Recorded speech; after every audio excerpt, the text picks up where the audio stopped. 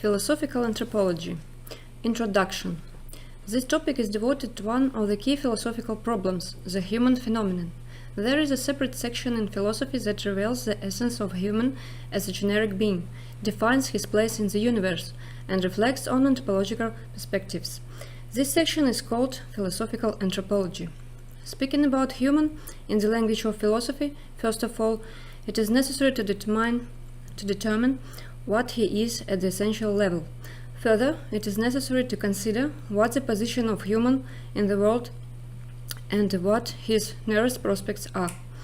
Then it is important to understand what modern philosophical anthropology is, in contrast to other disciplines and sciences that study human.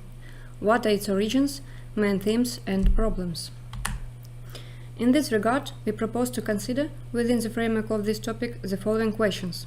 Human as a fundamental philosophical problem. Fundamental anthropological constants. It's about human characteristics. Anthropological perspectives in the context of technologization. It's about human future. And philosophical anthropology, from origins to the present. It's about subject, problem field, history of formation, current state of philosophical and anthropological knowledge. Human as fundamental philosophical problem. Modern philosophical anthropology is closely related to the sciences that study human being, in particular, anthropology that studies natural and historical origins of man, psychology that studies psychic foundations of behavior, sociology, which considers a person in the context of social life, logics, culturology, linguistics, etc. The difference between the philosophical doctrine of human and specific applied sciences is that philosophy examines the most common problems of human existence in the world, the aspects of human existence as a species and a being that stands on top of the evolutionary ladder. Just as human precedes the philosophy of human, philosophical anthropology is a common conceptual platform for scientific knowledge. It seeks to develop such a category of man that would include the fundamental principles of a person, its most important and essential characteristics. The philosophical point of view on man as a personality includes investigation of the problems of anthropocentrism, the origin of man, sense of life, freedom, and necessity in the activity of the individual. The human problem in philosophy is one of the most complete and complex. Anthropology has close contacts with sociology, pedagogic, psychology, etc. Philosophical interpretation of the man is distinguished by its interest in more general problems of the human being. Philosophy studies the specific character of the man's existence. The most important questions in philosophical anthropology are anthropocentrism, sense of life, freedom, and necessity in human actions. Already Kant insisted that the philosophic questions could be solved by the answer to the one: what is a human being? On the boundary of 19th-20th century, the human problem became central in philosophy. The existential problem got intensified, that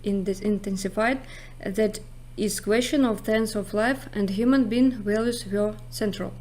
The ontological and gnoseological questions fade into the background. At present, the human scope of problems is also very important. Actually, it is the main one. It is natural because the human problem becomes the topical question in the crisis periods of the man and society. This crisis is not exhausted until now. So, philosophical anthropology is a branch in philosophy which studies the human, his nature, and his essence. In the ordinary consciousness, the man problem is not obvious because here man definitely stands out of the world, has uniqueness, causes no doubts. But in philosophy, human is a problem because studying him we cannot use only scientific, rational approaches. Each science goes to preparation of the man, and a simple sum of knowledge doesn't give the required image. Philosophy has always tried to comprehend the human's wholeness. It has tried to produce its own ways of human essence cognition. In antiquity, the man was a part of its space.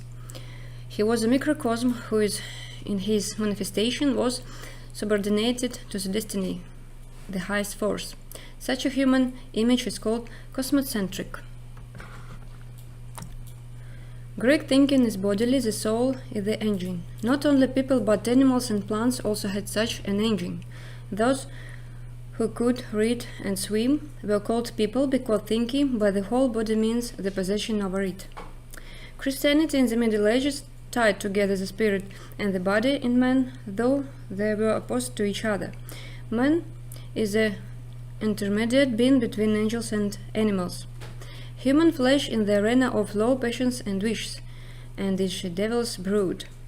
Only the soul needed to concern that included the bridling of the flesh. God and the soul are attracted to each other, and there is nothing else. All things are subordinated to God's will. In such a situation, man believed not in himself but in God. Therefore, his human image is called theocentric. The ideal of man was the saint, and all knowledge was open only in floods. The main characteristic feature of man was heart but not reason, and the main human feature became love to God.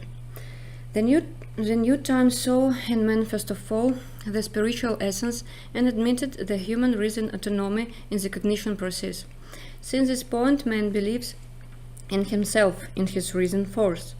This human image is called anthropocentric. Cognition became the basic activity sphere, and reflection became the main vein of cognition. And the laws corresponding to the human reason, laws are ruling the world.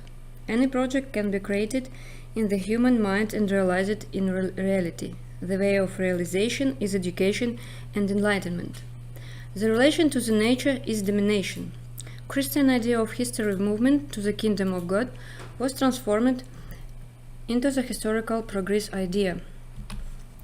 In 19th century, attention was removed to the consciousness problem, to the spiritual beginning of man, the essence of which could be indefined but with something rational or irrational. Marxism considered man to be a subjective being. Man was always connected with things. Therefore, human activity cannot be reduced only to consciousness. It is only one of human abilities. Man is also a social being. The society is created by people, but the society also forms man, socializes him. Man is culturally directed and has new feelings, will and love. Man's nature is social, and everything man does is formed in a social way. If a child grows out of the human surrounding, he or she stays on the high animal's psycho stage. But Marxism didn't go further the educational, rational approach. The rational human behavior was explained only by the inhuman conditions.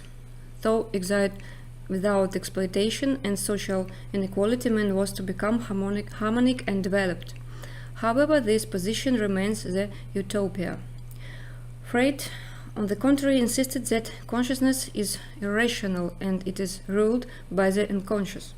Culture strives to taboo the basic instincts. But man cannot overcome his biological nature, though the source of problem is situated in man himself, in his psyche, but not in the society. In the 10th century, the irrational idea of human essence was predominated. The irrational theories were confirmed by the events of the 10th century, which forced none to doubt real rationality of human behavior. The situation in which man found himself in the 10th century was exactly expressed by Max Scheler. Nowadays, man doesn't know who is he, but he knows that he doesn't know that. The human's way is problematic, and it is senseless to define his eternal ideas, essence and purpose. Each man must by himself realize his purpose in the world. Exactly this point distinguishes the man of the thing. He is not specialized, not completed, and open to the world. The importance of human problem in the 20th century caused the forming of special direction in philosophy, philosophical anthropology.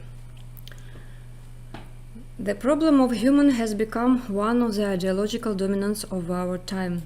Modern technological development does not make sense and will not have the necessary social effect without activating the intellectual, spiritual potential of human. Such a potential that will withstand the impact of global challenges and threats. One of these challenges is the challenge of the accelerating technologization and digitalization of life. The entry into the era of the sixth technological order is, in a new way, problematizes the human being in the world. The human problem is there as a complex and multidimensional, reflecting, in fact, and complex and multidimensional specifics of his nature. A human is the main object and subject of all intellectual and other practice in the development of society. The founder of philosophical anthropology, the German philosopher Max Scheler, wrote that the problem of human before in history did not have such importance and significance as in the modern era.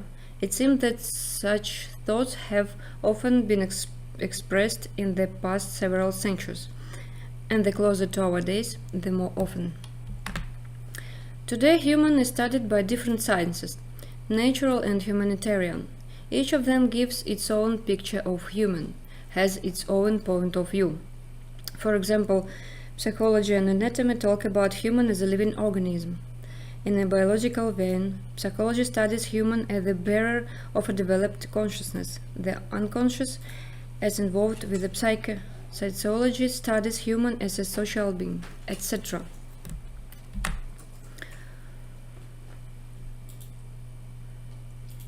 Today, human is studied by different sciences. However, from the point of view of philosophy, the most important thing in its understanding is that it presents the main mystery, the main riddle of being, a fundamental problem. The ancient Greeks were the first to realize this, rightly asserting that any philosophizing can be only with the knowledge of oneself. And today this subject, self-knowledge, appears in a new equality. For philosophy, which looks into eternity, it is undoubtedly important what kind of human is in general, what is his generic essence. But no less important in the era of ultra-fast technologies and global transformations is what human is today. What will he be tomorrow? How does he feel in this world? Will human nature change under the influence of high technology, and whom will he become? Will it lose its anthropological characteristics, or will it preserve them in a new form? These questions constitute the core of the problematic field of philosophical anthropology as a modern discipline, as a branch of philosophy. Today, philosophical anthropology reflects not only on the essence of human, that is, its unchanging characteristics, but also over its attitude to the world, including in the rapidly changing reality, which appears in existential characteristics. Fundamental anthropological constants. Human characteristics. Since ancient times, classical and starting from the 19th century, non-classical philosophy was interested in the essence of human, which was thought of as something objective. Post-non-classical modern philosophy considers the specifics of a human relationship with the world as a subject.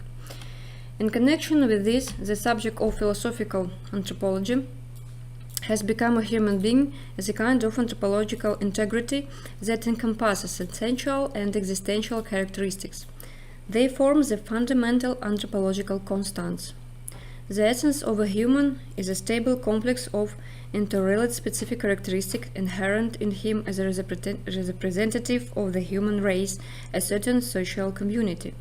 A human is a special kind of being, a subject of the socio-historical process, the creator of culture and history.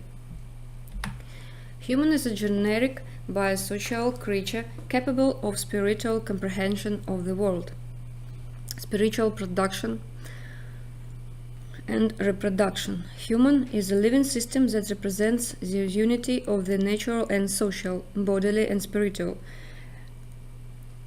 hereditary and acquired in the process of life. In the most general sense of the word, its essence is disclosed at two levels of being, biological and social. Biological level. Human is a living creature. He is vital. Human is endowed with organic nature, a special biological bodily organization. He is the bearer of complexity, organized consciousness and psyche. In his dimension, a human is a subject to the laws of nature and is a component of it. Social level.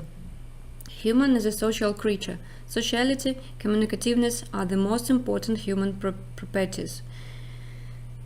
It is in the social environment that such human abilities are consciousness and self-awareness, thinking and activity, creativity and imagination are formed. Therefore, the social dimension of human nature is the starting point for the formation of such qualities as rationality, sensuality, and spirituality. Rationality means that a human is an intelligent being. He possesses intelligence and developed self-awareness, reflection, the ability to self-development and self-transformation, to cognition and self-knowledge, the ability to make a choice. Sensuality reveals itself in a direct, emotionally colored experience of being. Spirituality assumes that a human is a bearer of the value consciousness, a religious being. Human is a creative, symbolic, active creature that produces a world of things, meanings, and values. Anthropological perspectives in the context of technologization. About human future. The technological advances of modern civilization, the interest in the problem of human and his life in a rapidly changing world are extremely shaping. Everything that happens to a person acquires a decisive role in the existence of society and culture, in the global dynamics of our time. Our world is striving for a digital upgrade. The challenges of technologization and digitalization pose a challenge for philosophy, the development of anthropological knowledge capable of understanding the role and place of a person in a technologically constructed digital reality. We live in the era of accelerating science and technology development. Achievements of scientific and technological progress of the last century have significantly influenced the life of people on the planet. One of the leading trends in modern social development is total technologization, which is expressed in the widespread implementation and use of technological solutions in all areas of human life. The starting point of this process was the information revolution of the 70s of the last century, associated with the invention of the personal computer based on microprocessor technology, which gave birth to computer networks and complex data transmission systems. Today we are on the verge of yet another technological revolution, the sixth technological order, giving birth to Industry 4.0. The essence of this technological transformation, which has a global character, lies not only in accelerated technological development, but also in the transition to automated digital technologies in the field of production, and in the near future in other social spheres. Such change cannot but affect the modern person, cannot but influence the event horizon of our future existence and being in general. Technology, knowledge and information become the dominant resource values of our time. New prospects for their multifactorial practical use in various fields are opening up. The most important link in the current stage of scientific and technological revolution is a complex of technologies: high, industrial, space, military, informational, social, and telecommunications. The latest technological advances can be presented in general terms in the format of convergent NBICS technologies. They can be conditionally divided into two parts: high-tech and high-hum. And high-tech is focused on transforming the surrounding material environment. Then the object of high-hum is directly a person and indirectly specially human ways of being in the world: culture, art, religion, politics, education. For example, the specificity of biotechnology lies in the introduction of living objects and systems into nature in order to transform and recreate them by artificial means. The modern philosopher Francis Fukuyama defined the development of biomedical sciences as a biotechnological revolution that accelerates the course of events, puts the predetermination of the future into question.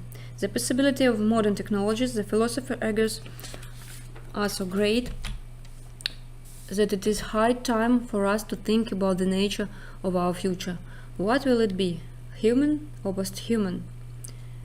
Indeed, numerous developments in the field of AI are forcing everyone who is interested in human prospects in the near future to ask a more specific, practical question. Could an ultra-strong artificially technologically constructed intelligence replace humans in almost all activities? Thus, the success of modern civilization, which is usually called technogenic, extremely sharpened the interest in the problem of man and his life in a rapidly changing world. It would not be an exaggeration to say that the problem of a person in science, philosophy, and other areas of knowledge and social practice has always been the object of close attention and researchers. In some areas, interest in man increased; in others, it faded. Today, the question of a human being again arises with the utmost urgency. Transhuman used evolution and anthropological perspectives for zero. In modern philosophy, post-anthropological discourse begins to gain momentum. It was formed on the basis of anthropological and transhumanistic ideas arising against the background of the development of convergent technologies and cyber-physical systems of industry 4.0 as the leading instruments of the fourth industrial revolution of the forthcoming sixth technological order. We will reveal the main provisions of transhumanists who offer their own scenario of the human future. The key idea of transhumanism is the evolution of human into post-human, thus an intermediate form transhuman guided by modern scientific achievements and technological means. In essence, they are talking about a digital upgrade of a person. The anthropological concepts that we'll discuss above have been harshly revised, if not ignored, rejected by transhumanists. Discarding the existential characteristic of a person, biologizing his essence, and at the same time starting from the imperfection of the biological nature of a person, they propose to radically change it and integrate into the common reality, the reality of immortality and perfection. Transhumanists create their own anthropology. It is based on two key concepts, transhuman and post-human. A transhuman is a transitional form of being that possesses both familiar characteristics for a person and post-human qualities. Post-human, on the other hand, is a new species, the pinnacle of anthropological evolution, and overdevelopment being on the rational and bodily levels. This anthropological interpretation raises many questions, as well as a scenario of the future. Together, they cannot but cause concern about philosophers, since they pose a threat of destruction of human integrity, if not nature. In any case, in theory, post-anthropological transformation is expected to be carried out on a scientific and technological basis.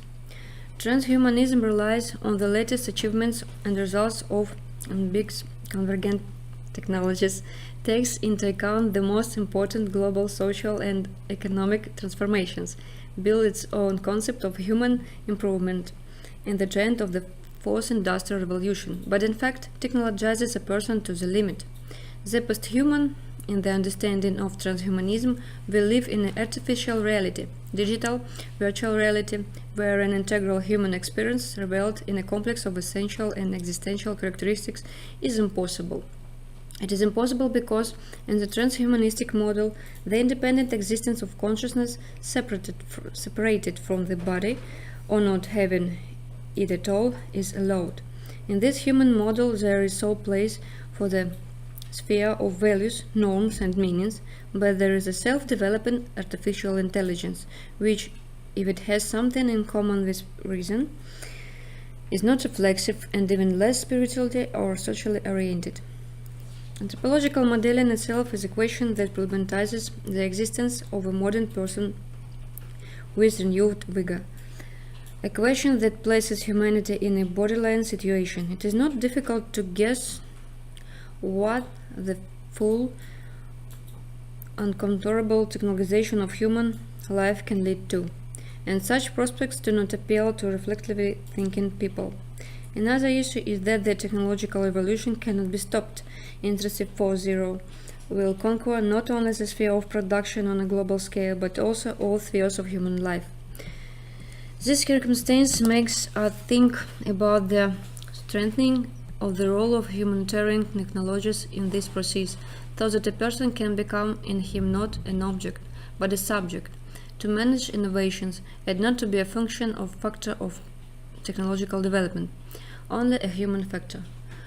Otherwise, a person of the sixth technological order will either be reborn into a different form of life or will disappear altogether.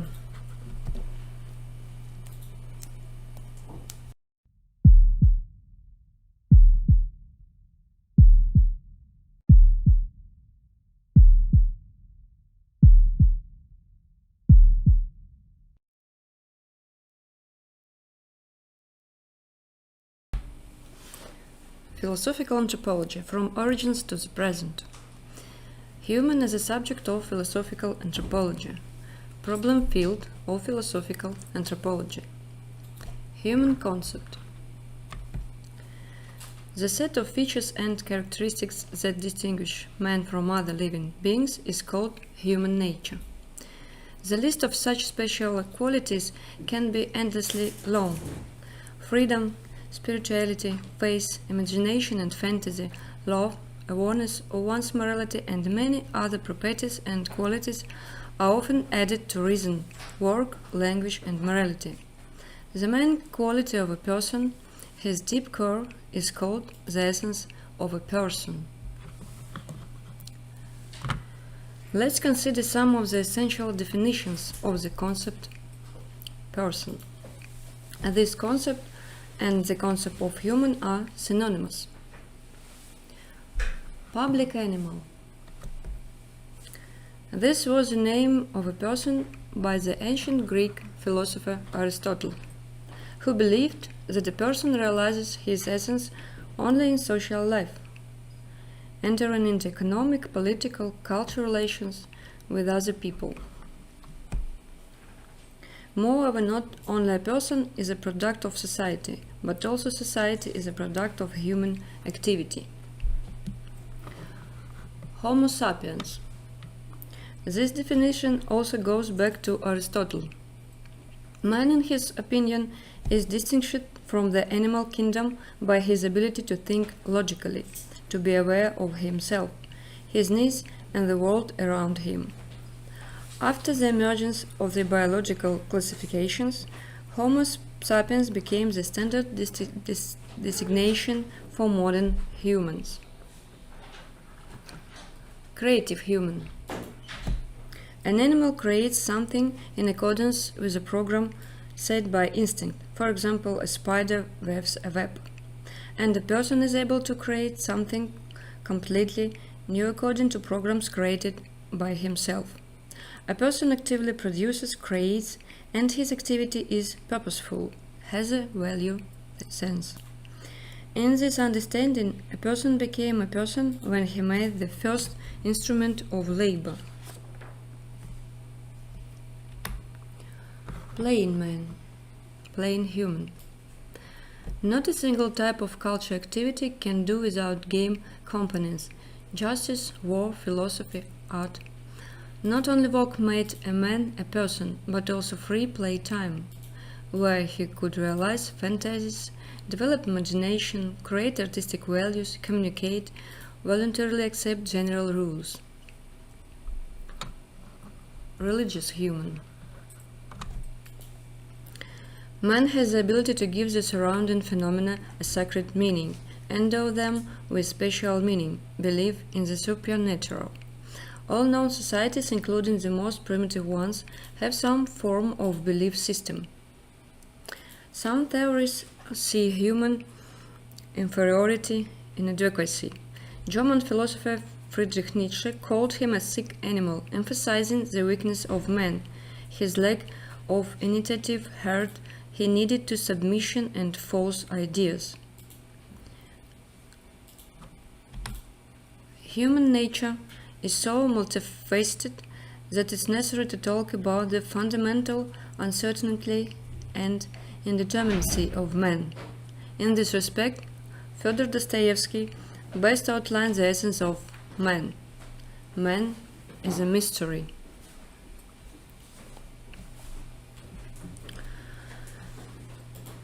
Targeting of a person. Human-centered orientation. Important components of a person's essence should be considered: his ability to reflect,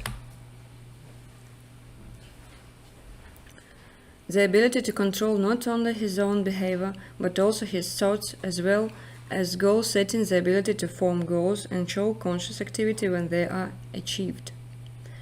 Reflection in this case also means the ability to think in general, to analyze, to systematize the incoming information. This is the ability of introspection, self-study, the ability to evaluate one's own behavior and the results of one's activity.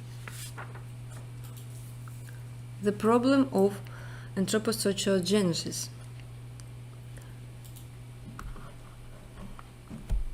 In essence, man is a social being. At the same time, he is a part of nature. The biological and social and human nature are inseparably one. This allows us to speak of a person as a biological being. From a biological point of view, human development is determined by his genotype, heredity, and the influence of the environment. The genotype affects not only the appearance and health of a person, but also his emotionality, temperament, and character.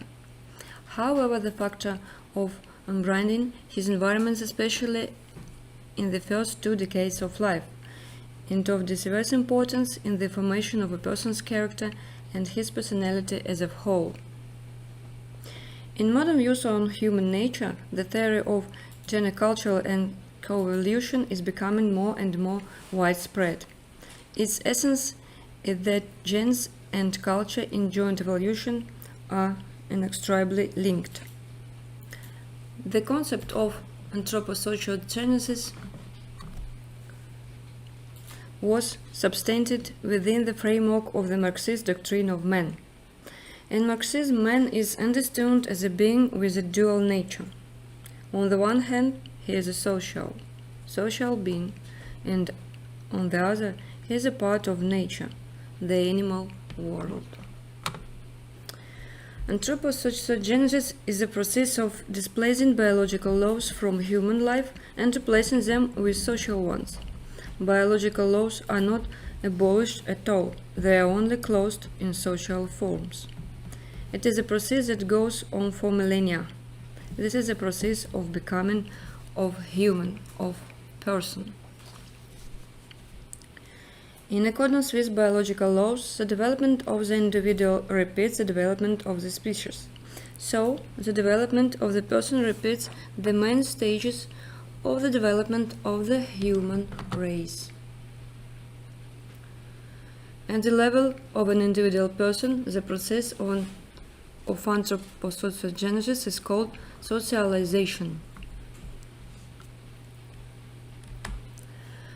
It is impossible to understand the essence of a person without referring to the primary sources of the being, of his being. In other words, to the problem of anthropocentrism. Since a person is born, develops, realizes himself in the environment, and with the help of other people in society in a more general sense, we should talk about the joint origin of man and society, the problem of anthropocentrism. Also, there are several main approaches to solving the problem of the origin of man and society. Historically, the first can be considered a mythological approach associated with ideas about the creation of people by mythological deities, Zeus, Jupiter, etc., who constantly monitor the behavior of people, demand worship from them, interfere in human affairs, for example, Trojan War, administer justice according to their own laws. On the basis of mythology, a theological religious approach in Christianity and Islam, etc., was developed, in accordance with which a person was born through an act of divine creation.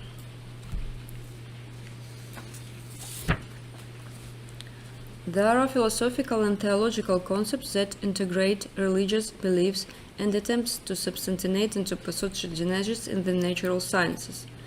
The French paleontologist, philosopher, and theologian Teilhard de Chardin developed the concept of Christian evolutionism. In accordance with it, the evolution of the universe has taken place and is happening in the unity of the divine spiritual and material principles. There are also actually philosophical concepts that consider a person, his origin, his life, the future, from the standpoint of the manifestation of some rationally grounded primary essences. From the standpoint of the idealistic philosophy of Hegel, the origin of man was a consequence of the self-development of absolute reason, permeating nature and determining all the variety of forms that exist in it. A person acts as the bearer of absolute reason, acting in accordance with the necessity inherent in him. Materialistic philosophical thought, Marx and Lenin developed the ideas of the natural origin of man and society as a result of the self-development of nature, which is based on the development of matter. Modern anthropology considers many different problems, in particular the process of human origin from the great apes. The process of the formation of society and man lasted hundreds and thousands of years, and ended with the transformation of the primitive herd into a primitive society, and the Neanderthal man into a modern man about 35–40,000 years ago. Each person is a representative of the biological species Homo sapiens. Despite the fact that it is biologically unique to a certain extent, its biological nature cannot be absolutized. It is only a prerequisite for the formation of proper human qualities that distinguish it from the totality of other living beings.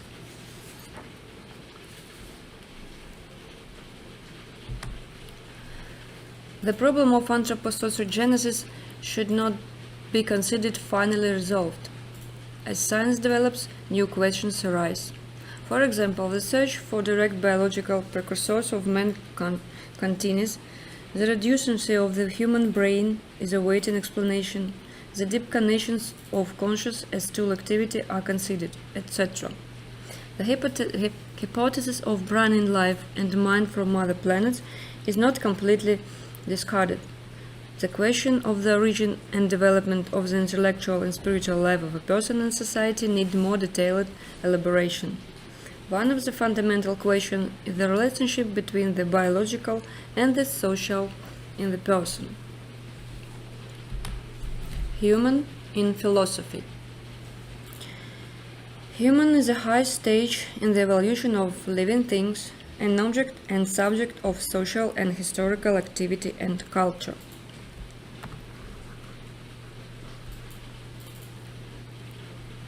Human has gone through a complex biological, cultural, and social evolution.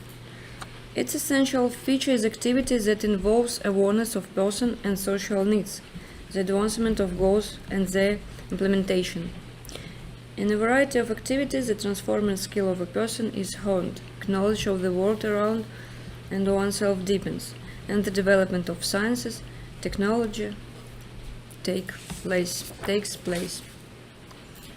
Human creates all the rich source civilization, but he himself is dependent on them, faced with aggravated global problems. Awareness and practical steps towards the preservation and development of man think, the spiritual culture of a person and society, ideas about benefits, truth, goodness, beauty, and justice come to the fore.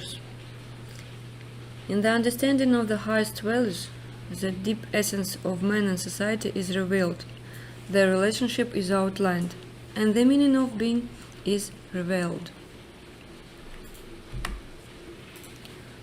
Human in philosophical anthropology. The complexity of the philosophical definition of human lies in the impossibility in ambiguously correlating him with any generic concept, for example, nature, God, space, universe, society. Therefore, the philosophical knowledge of a person unfolds not just through the isolation of his essential characteristics, but also through understanding his existence in the world, understanding what a person is. This understanding can be represented in the form of existential characteristics. The natural and the social in a human are complementary levels of being. Natural features and giftedness are given to man by nature, but they are formed, developed, and transformed into abilities only in the process of activity and communication, the entry of a human into the world of culture, into society.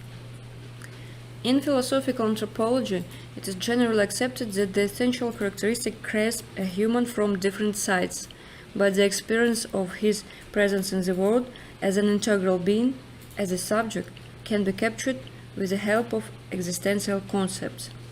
These include the following categories: self-identity, self-transcendence, integrity, openness, spirituality, freedom and responsibility, creative activity, corporeality, uniqueness, authentically, and multidimensionality.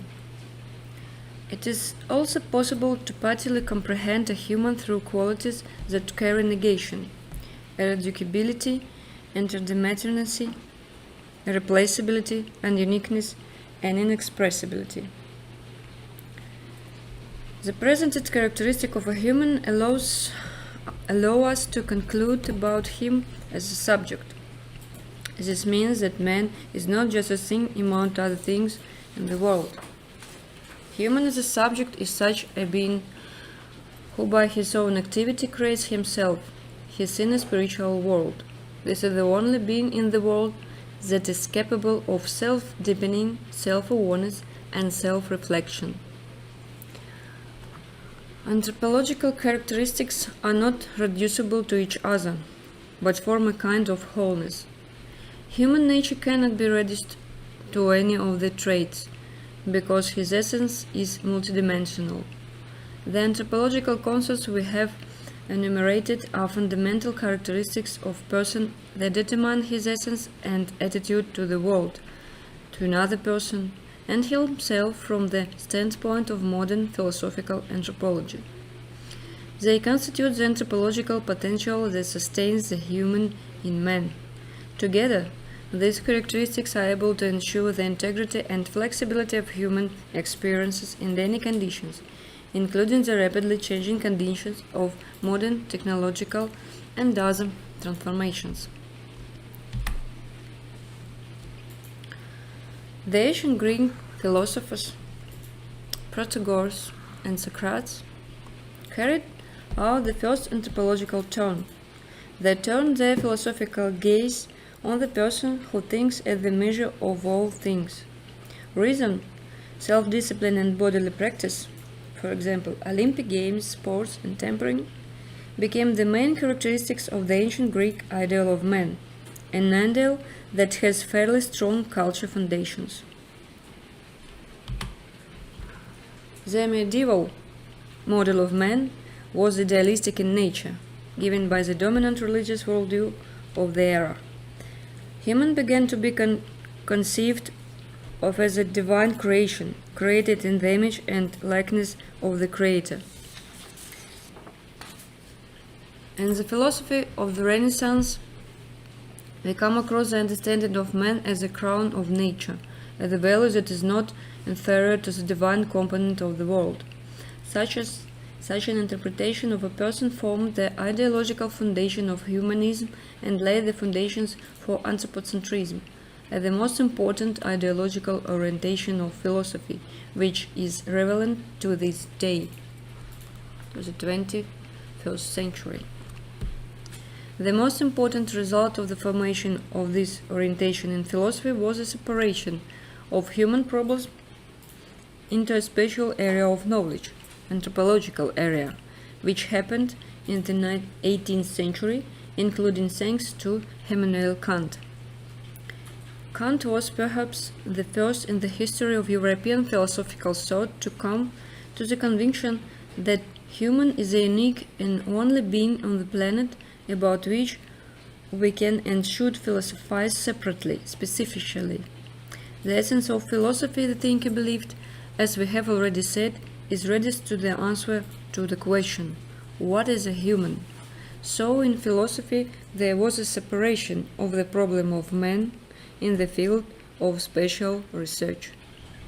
This was the case in science.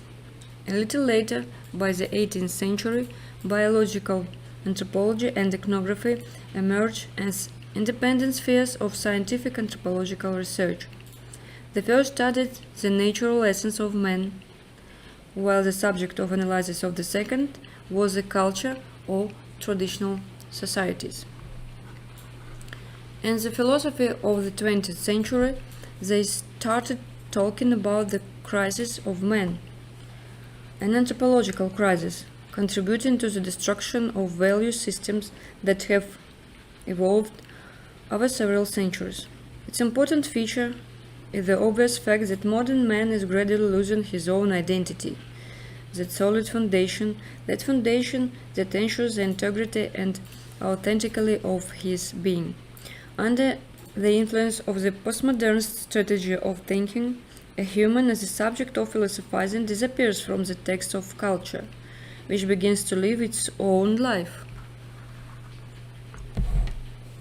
These negative tendencies are fraught with the danger of giving up reflection on anthropological problems, testing modern philosophy for strength.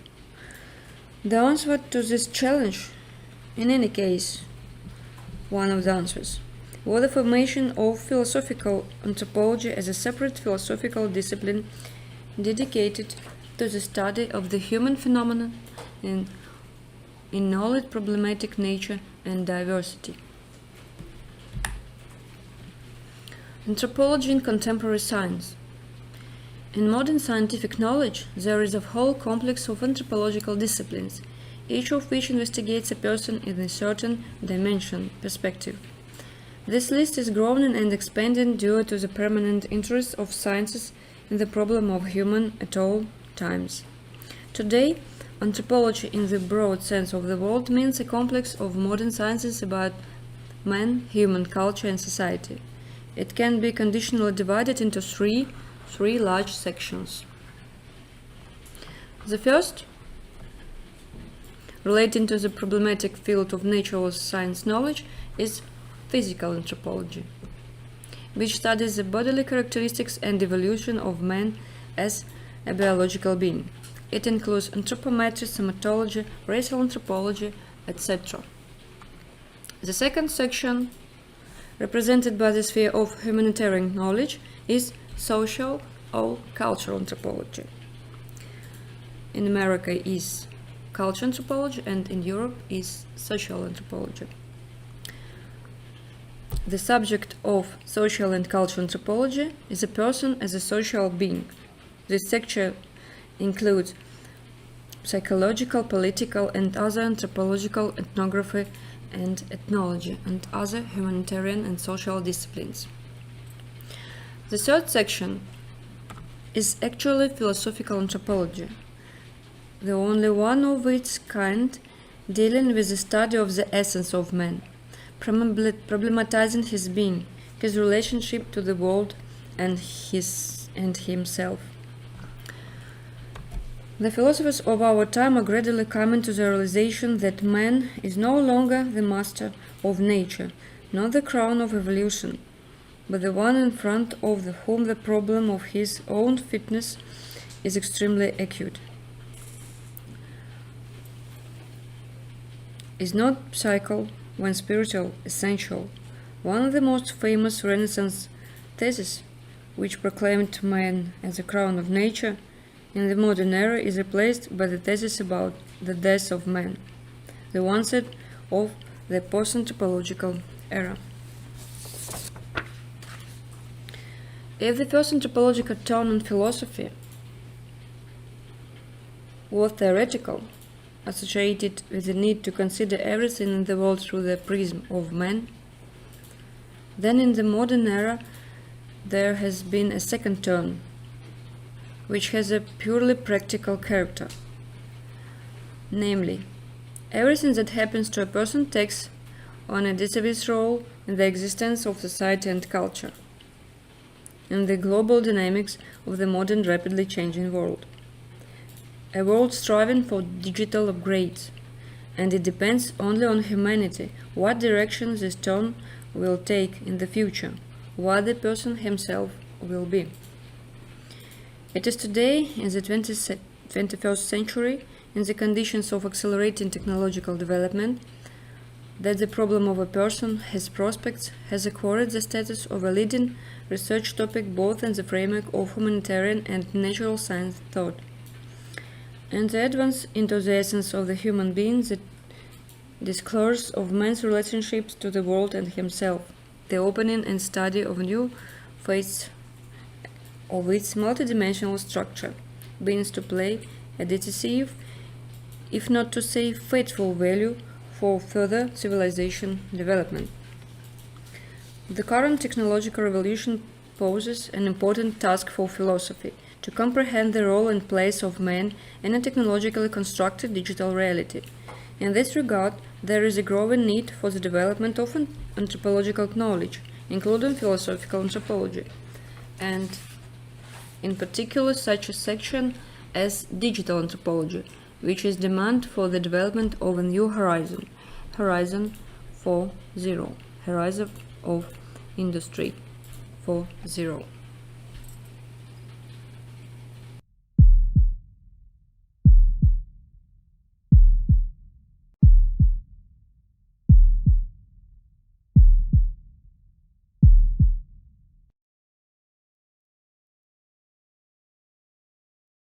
Philosophical anthropology, from origin to the present. The history of formation of philosophical anthropology. Although the word anthropology, which has two Greek roots, anthropos, man, and logos, doctrine, has been known since ancient times, philosophical anthropology as a special discipline appears only in the 20th century. At the same time, one should distinguish between philosophical anthropology as an independent integral direction and as only one of the parts of philosophy. In the first case, we are talking about a specific anthropological approach to all philosophical problems, about an attempt to present all key philosophical issues through the prism of the doctrine of man. The anthropological turn in modern spiritual searches is expressed in the desire to address the problem of man in all its multidimensionality and diversity.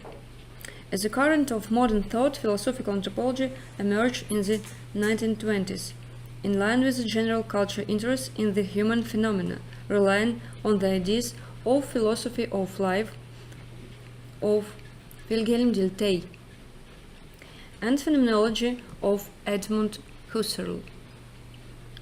In 1928, two fundamental works were published simultaneously, Max Scheler and Plessner. Here is a Scheler. These works put toward the task of creating a fundamental science of man in the fullness of his being. Later, Gehlen and Rohrhacker and others joined this direction.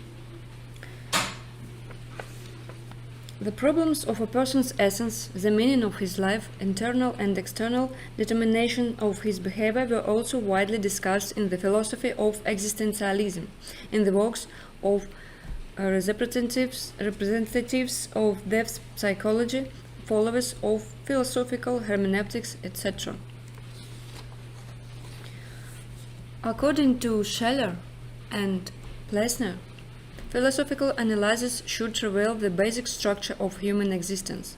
The ultimate goal of such a study is to identify the specific traits and essential characteristics of a person.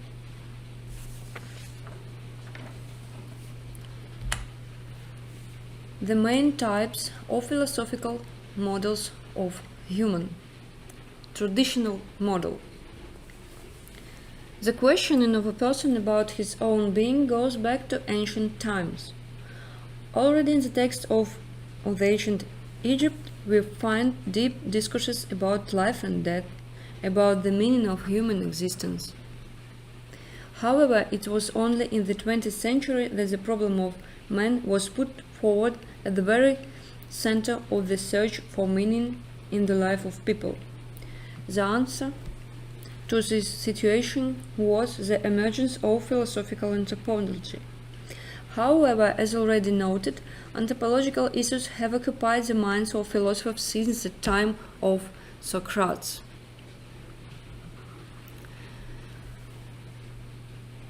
For more than 2000 years, many different views of human nature have been formulated. The famous contemporary philosopher Brüning, in his work Philosophical Anthropology, Historical Background and the Current State, made an attempt to draw a historical panorama of the development of views on the problem of man in philosophy, finding a kind of connection thread in a large variety of different concepts. Each of the types of anthropology encountered in the history of thought is considered in a certain historical context and in their internal connection with each other.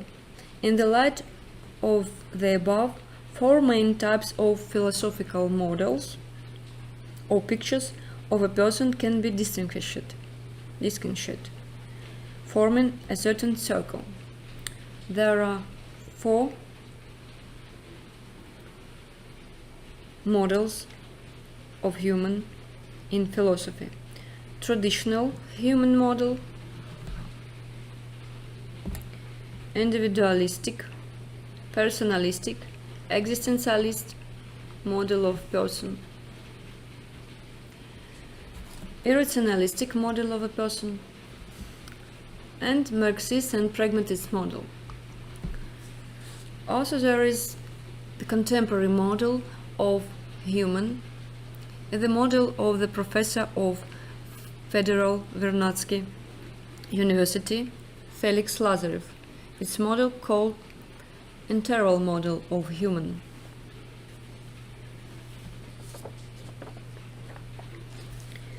Historically, the first approach to the problem of man was based on the idea of the dependence of the human individual on external factors that predetermine in one way or another determine his being, his fate and destiny.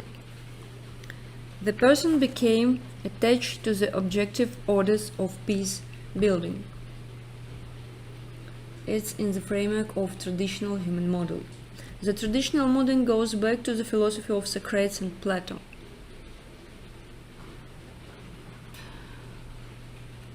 Here is Socrates and here is Plato.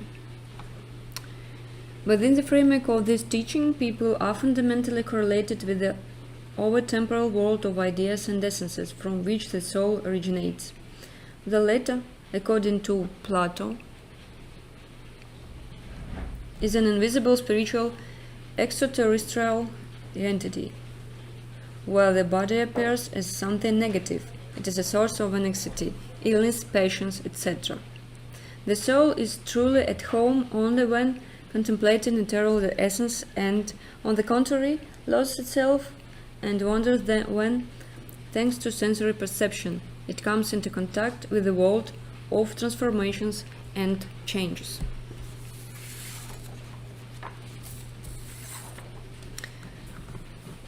Individualistic, personalist, existentialist models of a person, of a human. The individualistic personalist concept of man over the centuries has almost always turned out to be a reaction to those philosophical trends that, when interrupting man, gave preference to the principle of universality and the category of the general in human existence. Personally oriented thinkers oppose rationalism and naturalism, which have highlighted abstract structures of the world or deterministically understood laws of nature in their explanatory schemes. They also point to the danger that threatens from the idealist camp in the form of objective idealism. The living individual person here, as it were, dissolves in the relations of the objective spirit. The personalistic picture of a person historically goes back to some of the anthropological ideas of Augustine. The historical significance of the concept of the thinker lies in the fact that he puts man as a living person at the center of his philosophy. He feels insecurity, openness of a person in his historical situation. The problem for him is historically and uniqueness.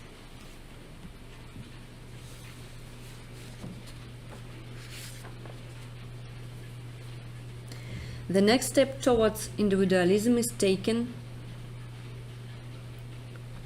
by English philosopher William Ockham. There are only a few things in the world. As of the general essences and orders of being, they are only names. They do not have any real reality and cannot have a determinative influence on a person. Therefore, man is a living will, a free individual, and his individuality is his true essence. If Ockham does not bring the doctrine of man to complete relativism, it is only because he transfers the principle of subjective arbitrariness from man to God. In modern times, it's no longer God, but man, the subject in the full sense of the word, becomes the center of philosophical thinking. That is contemporary individualism. Starting with the Renaissance, philosophy completely leaves a person to himself, considering him as a living individuality, which finds its roots, of course, in the world of this world. If other creatures have a rigidly fixed nature, they obey strict natural laws, then a person relying on his will makes a free choice of a way of life. We find the personalistic picture of man in the philosophy of Max Scheler. At the forefront of his philosophy is a personality as a living center from which action emanates. It is essential for a person that he is a person, and therefore he cannot be dedicated from any underlying layers of nature. Personality is a dynamic spiritual unity that in no way can be grasped in scientific categories. Personality is not something ready-made, complete. It is always an active principle that does not obey casual laws. On the contrary, freedom is the essence of being of human subjectivity. Personality does not is, it becomes. However, this becoming is still not absolute. It would be wrong to talk about the complete dissolution of the spiritual structure in the irrational stream of becoming. The flowing being of the individual remains in touch with the realm of universally significant values. A person is subordinate to this kingdom of values, and he is only to the extent that he really is a person, insofar as he embodies transpersonal meanings and values.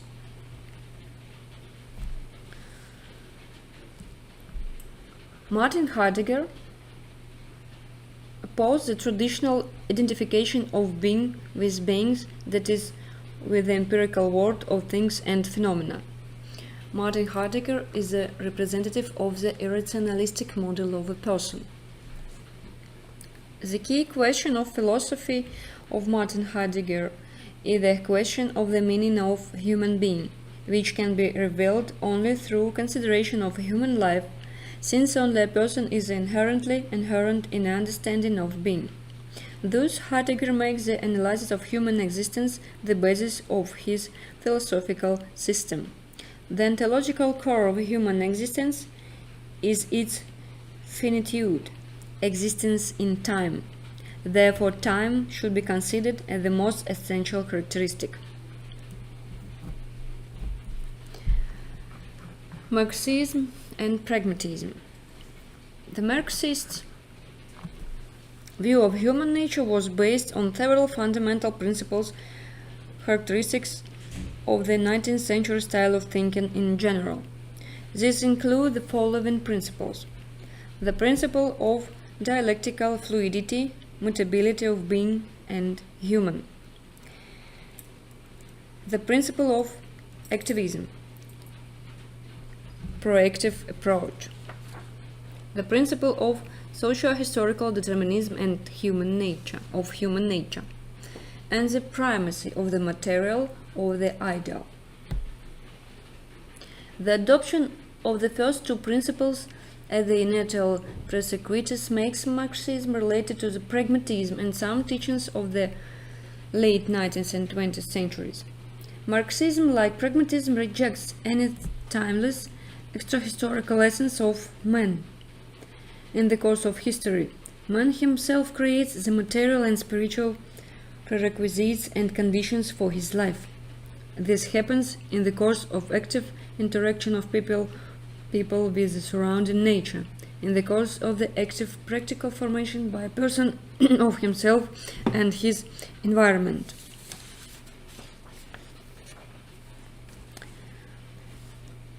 In the mainstream of pragmatist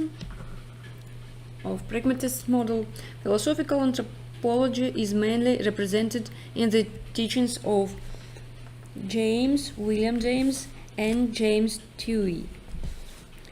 From James's point of view, reality is only a stream of becoming. The world is dominated by absolute dynamism. There is nothing frozen, constant, invariant. The world is constantly renewing itself, opening up endless possibilities for a person, for transforming and formative activities. Everything that exists cannot be represented as a single universe. Rather, we should talk about a multi-universe, about a plurality. James rejects theories that interpret reality in terms of rationalism and determinism. His view on human existence is based on the same premises.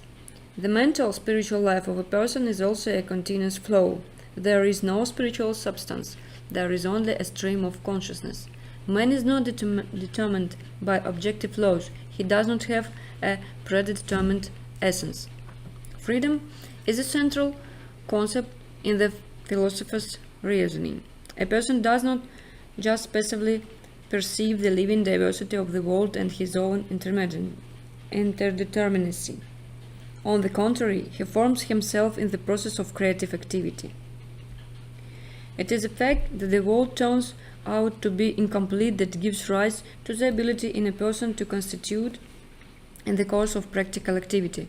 Thus, a person in active action projects his own structure and environment forms them. Interval approach. The interval model of human. Within the framework of interval teaching, a person is considered as a multidimensional and multi-level phenomenon. Not a single concept taken separately in the history of philosophical thought can be assumed as universal. The absolutization of this or that aspect, this or that dimension of human essence does not allow us to understand a person in the fullness of his being. Different picture must be presented as a unified theory. The traditional model, individualistic, personalistic, existentialistic, rationalistic, and Marxist and pragmatist model have to be some models that takes only some pictures. They must be presented as a undefined theories. These pictures do not merge in any one generalized canvas, but from a complex hierarchical holographic model. That models give some images of a person. They do not exclude but complement each other. The interval model means that we move from one-dimensional rational thinking to multidimensional thinking of the mind. As long as the mind functions within one dimension. It does not differ in any way from the mind as an ordinary system for a production of a mental product.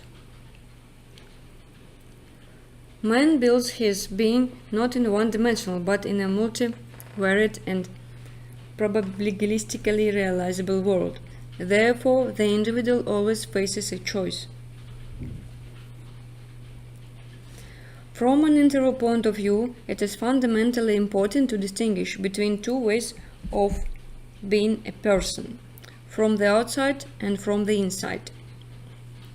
In the first case, the individual acts as a subject of self-determination, as a bearer of the individual principle and as a possibility of existence.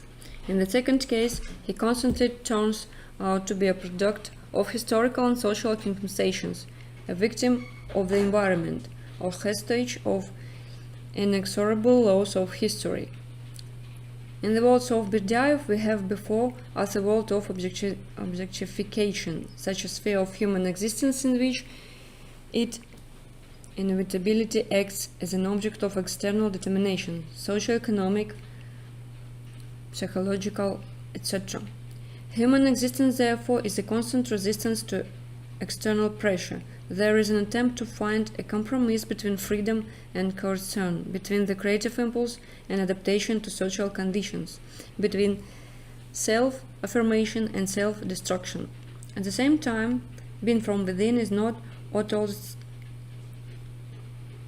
all some pure subjectivity, for it is revealed only towards transcendence, only by conjecturing with the higher meanings and orders of the universe. It should be kept in mind that human existence is situational, contextual, interval. At any given moment we are in some specific conditions, everyday, natural, social, cultural, historical. These conditions affect us and to a certain extent determine the course of our life. They dictate goals, suggest means, impose equivalences, have an impact of a choice of life values. Sometimes the circumstances of life develop in such a way that a person becomes a hostage of the current moment, which imperiously sets him the direction and nature of his activity. In other cases, he has the opportunity to freely choose one of the options. The fundamental feature of human existence is, however, that it, by its nature, is never fixed tightly with any of the specific contexts. Intervals. He has the fundamental possibility of moving from one dimension to another.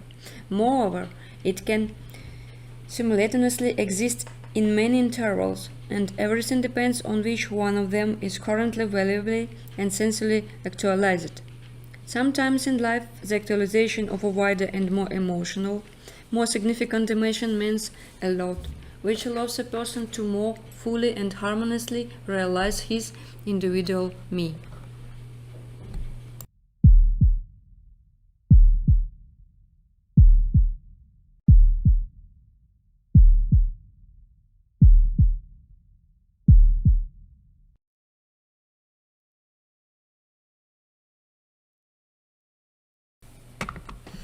Philosophical anthropology from origin to the present. The current state of philosophical and anthropological knowledge. Philosophical anthropology is the philosophy of human that chose as its subject the proper human being sphere. This branch of philosophy tries, with the help of anthropological principle, to explain the human and the surrounding world, to understand the human as the unique phenomena of life, as the creator of culture and history. Philosophical anthropology as a science was prepared by the many centuries' development of the philosophical thought. Its forming began from the Feuerbach philosophy and completed in 1890s. Max Scheler was the founder of philosophical anthropology.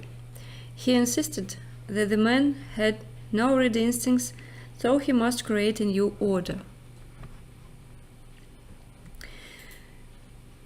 It is for want of development that a new branch of life was defined. It began from the human. Man is a being defined by his defects.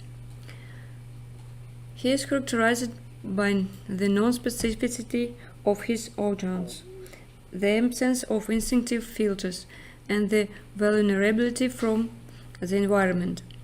This openness to the world becomes a fundamental principle of human contact with the surrounding.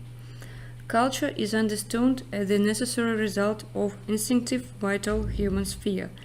It creates ethics, law, and social institutes. In the essay by Max Scheler, Man and History,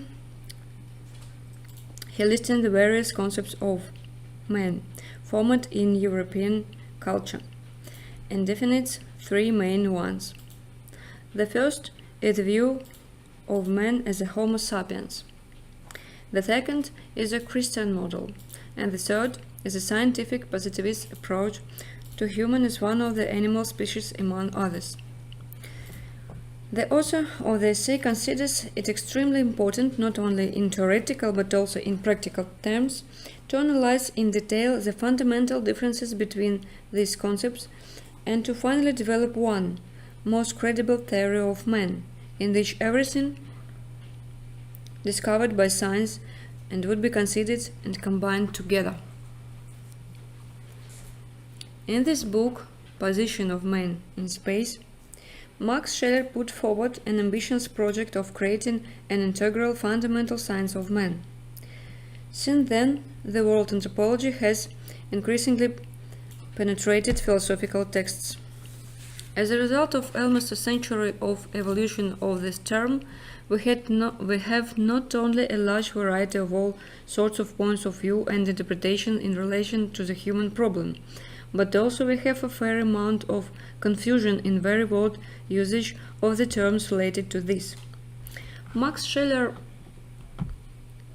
himself is partly to blame for this, and partly this is due to the contradictory result of the development of philosophical thinking culture over the past decades. In the light of the above, it is advisable to distinguish between the following problem fields of anthropological analysis, between the types of anthropological discourses. First, anthropology as a private natural science discipline. Second, anthropology as an integral science of man, generalizing the results of many special disciplines and ending with a holistic philosophical understanding of the fundamental dimensions of human existence. Third, actually philosophical anthropology as a philosophical doctrine about the human, constituting a separate philosophical discipline, alongside with ontology, epistemology, axiology, etc. And the fourth, anthropological philosophy, a philosophical and anthropological approach in the interpretation and comprehension of all the basic problems of philosophy. It is also important to highlight the conceptual foundations of philosophical anthropology, its tasks and directions.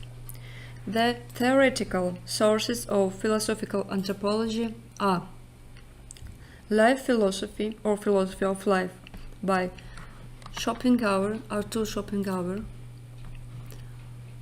Friedrich Nietzsche, Henri Bergson, also Existentialism by Sartre and Heidegger, Jaspers, and Pragmatism by James and Dewey et al. And the second theoretical source of philosophical anthropology is biological and psychological discoveries and doctrines. Bock, Theodore de Chardin, Freud, and other thinkers. Anthropocentric attitudes, which dominated the history of human thought for several centuries, influenced the formation in the 20th century of philosophical anthropology as a specific direction in social humanitarian knowledge and an independent discipline with its own system of categories and methodology. The structure of its problem field included the study of the essential characteristics and key categories of human existence, fundamental anthropological constants, and human typologies. The conceptual basis of philosophical anthropology is Anthropocentrism as a world outlook, in accordance with which a person is the center of the universe, the main source of being and knowledge. The task of philosophical anthropology, according to Max Scheler, is to unite scientific, philosophical, and religious understanding of man. Though the human image, broken into 1,000 pieces, must be gathered together. There are 4 directions of philosophical anthropology today: biologic anthropological, religious philosophical, culturological, and meta-anthropological. Biologic anthropological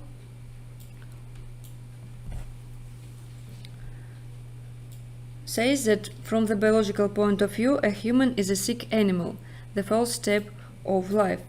The principle which makes a man the human is the opposite one to life generally, though the man must take root out of the natural world, must become eccentric. Absence of the base causes the need in addition, though the man in his activity is directed at the irreality, at the artificial means, that is culture. The representatives of biological anthropological type is Scheler, Plessner, and Gehlen. The second type is religious philosophical direction. According to this direction, the man was created as the crown of the being, but he is the highest one only in the world of things. He is the shadow of God. He is the shadow for God. Through the sin, the man comprehends his divine essence and goes to the divine in him. The cognition is based on the objectivity principle, when the thing cognition takes place for itself without the selfish ends. The highest expression of the objectivity principle is love. Love is the joy and the gratitude for the existence of our external attitude subject and for his being such as he is. In the relations I and you, the human must give himself to another one resting the same. Such an attitude makes every subject absolute and raises the man to God. The representatives of this direction was Lotz, Hammer, and Martin Buber. Culturological directions means that human is a creator and the creature of culture. He needs to create his world, narrowing it to the habitat. The latter differs from the animal's habitat because in the human one a special group, professional, social, ethnic, etc., inhabits not the animal's species. Everything not belonging to the culture sphere is perceived by the man as alien, threatening, not human. The human and the animal live on different bases from which we must understand them. And the true beginning of the man is spirit. It forms the human body and his being. So, philosophical anthropology with different approaches and directions tries to understand what the man is in his fullness and wholeness. And the main representatives of cultural direction of philosophical anthropology was Landman and Rothacker. There is the fourth direction of contemporary philosophical anthropology, and this meta-anthropological direction. The main representatives of it is Viktor Frankl, Brüning, and Felix Lazarev. The concept of a person is ambiguous according to meta-anthropological direction. On the one hand, this concept indicates specific morphological features that a person possesses as a representative of highly organized living beings belonging to the biological genus Homo sapiens.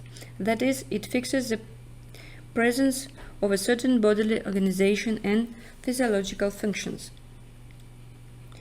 On the other hand, the concept of man reflects a set of features that indicate the differences between highly organized living beings, people, from animals. Within the framework of the first sense, the existence of a person is considered, his being as a material and natural object. Within the framework of the second meaning, we are talking about the essence of a person, that is, an analysis of specific internally necessary qualities of a person is carried out, which determine his isolation from other objects of the world. A person as an object of research is multidimensional, multi-quality. In the structure of a person, there are three levels are distinguished, each of which represents a set of certain qualities that form a person: biological, social, and psychological or spiritual or mental. Depending on what qualities certain philosophers considered as essential in a person, the main philosophical lines or traditions of human research, which we have already considered, differ.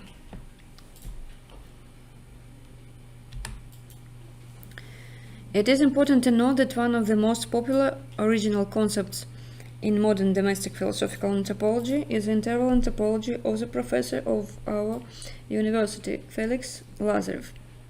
The key idea of his concept of man, here's Felix Lazarev. The key idea of his concept of man is that our human existence has one remarkable feature. It is contextual, or more precisely, interval.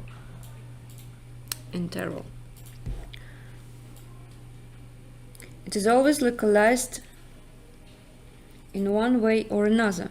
It has its own space and time, its historical and culture coordinates, its own socio-economic niche. As a result, we can say that a person exists, as it were, in two planes and two senses of this world: a global sense, existence in the world as such, existence being, and in a local sense, existence in specific circumstances, existence presence. In the simplest cases, a specific place in a person's life is a certain empirically given system: a family, hearth, home, city, country, earth, and finally. In the given example, we are talking about a certain set of integers over certain time built into one another, reminiscent of the structure of nesting doll. In the general case, however, the intervals of human existence are not necessarily built into any hierarchical structure. They can occupy the position of the same total level. They can stick together with each other, or they may not intersect in anything. A person can exist in the existential sense of the world globally, in the world in general, but he can only be present locally, in the interval or another, in one interval or another. In its existential forms of existence, the empirical individual is no different from the existence of things, while the phenomena of presence is characteristic only a being endowed with existence. In other words, existence as presence is always interval and existential. Human existence is multi-layered. Empirically and individual can be in certain place, for example, at the Djoser pyramid in Saqqara, or at the given landing point on the moon. But from this experimental fact, it's impossible to draw a conclusion in what empirically fixed interval this individual is in fact. Standing at the pyramid, a person can feel himself on the African continent in general, and having landed at the calculated point, the astronaut can experience his presence on the moon as a single celestial body. In other words, a person under certain circumstances, being in the same place, is actually able to perceive himself in one, then in another, then in a third, etc. intervals. What does it depend on? In reality, each interval is correlated with its own reality. Therefore, to feel oneself in one or another interval means to somehow perceive the corresponding reality, to come into contact with the objectivity, to interact with it. In other words, this reality should somehow make itself felt, somehow sensibly reveal itself, and be revealed to a person. So a traveler getting into the closed space of a foreign culture devotes some time to the process of adaptation, getting used to it, during which a new culture and linguistic environment will open up for him in terms of its meanings, values, and traditions. Interval anthropology uses multidimensional thinking as methodological tool. So, If we pose the question of what is the main meaning of integral anthropology, then we can briefly highlight the following points. Rejection of many versions of the reductionist methodology. Human nature, as well as any of its essential dimensions, is not reducible to any deeper levels. Basic foundations: social, economic, biological, existential, etc. Recognition of the situational, contextual nature of a person's existence at any particular moment of his consideration. Understanding that the individual has the ability to freely move from one socio-cultural space of his being to another, while such a transition can be of three types: adaptation, transformation, and catastrophe. Consideration of a person within the framework of one or another of these essential dimensions and the formation of an appropriate theoretical picture does not exclude, but ultimately presuppose the formation of single multidimensional configuration of various theoretical images of a person. Emphasizing the fact that the contextually of a person's being at the same time presuppose the presence of invariant characteristics, for example, moral principles that have the force of an imperative thought throughout human life. Acceptance of the premise that the possibility of a free transition from one interval of personal actualization to another does not at all mean the anthropological equivalence of all possible horizons of human existence. On the contrary, there are worlds of primordial rootedness of man, some autochthones, chronotopes, for example, in the bosom of tradition and the home of the human race. Hence the division of people into Jews who live within the framework of the norms and values of tradition, and those who, having lost their existential rootedness, become marginalized. Taking into account the fact that a person can exist only if a very large number of conditions are met, while a fantastically acquired adjustment to each other of many factors and parameters, physical, cosmological, biological, ecological, etc. Figuratively speaking, a person can appear and thrive only in a special segment of reality adapted for him, a special hermetically closed niche, reminiscent of a kind of world egg, world womb. And the conclusions. As a result of this lecture, you got the opportunity, following me, to reflect on such an important topic for philosophy as the essence of human and his place in the universe. Distinguishing the proper philosophical and scientific aspects of its analysis. Get acquainted with fundamental anthropological constants as case-specific characteristics of a person. Reflect on anthropological challenges and prospects in the context of increasing technologization and digitalization. To highlight this subject, theoretical origins, tasks, main problems, case stages in the formation of philosophical anthropology, and to distinguish between types of anthropological discourse and navigate in philosophical and anthropological concepts. Thank you for your attention.